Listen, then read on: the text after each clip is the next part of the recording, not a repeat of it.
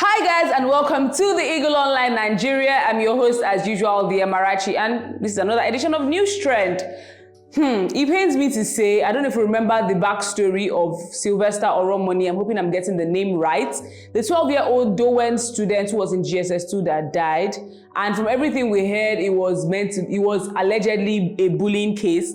But you know how all these things go, either they are paying high ups or whatever. The case just went down. They did autopsy. They said, oh, it was nothing about bullying, nothing like that, no internal bleeding.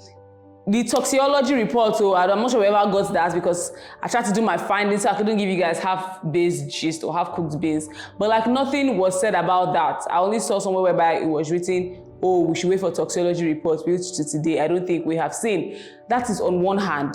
What I'm even here to talk about that's making me bring this thing up again is the fact that his mother passed away on November 25th. We just found out about that recently from a family member who came outside to talk about it, how she had been ill for 2 years, never really got over the grief of losing her last child.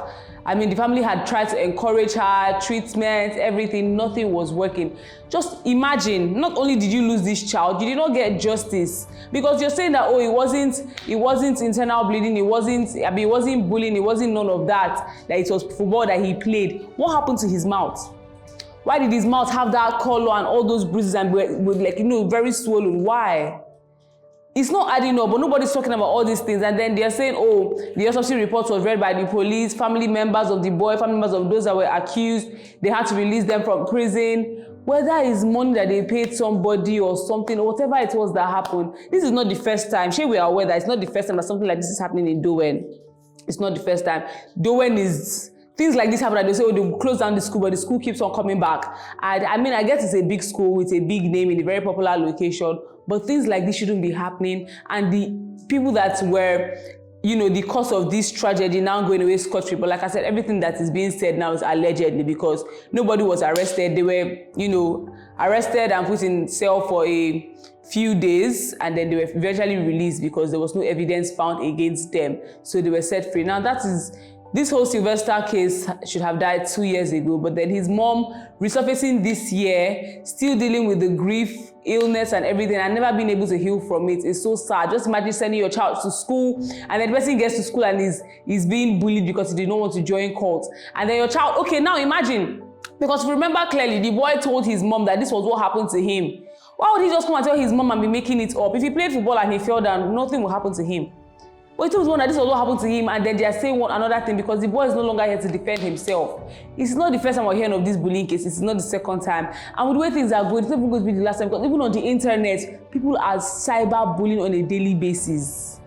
People need to actually check their own mental health. And parents, when you send your children to school, please will ask questions, because at the end of the day, these schools will still run. They'll find a way to rub somebody's hands and whatever, and then they'll still run, and life will continue, but that child's life is over. And for those of you initiating going to cults, I don't know what went wrong in your own upbringing. I don't even understand it. But what do you mean, a GSS2 student, and now the mom is gone? So imagine the family lost the son and the mother. What happens to the rest of them?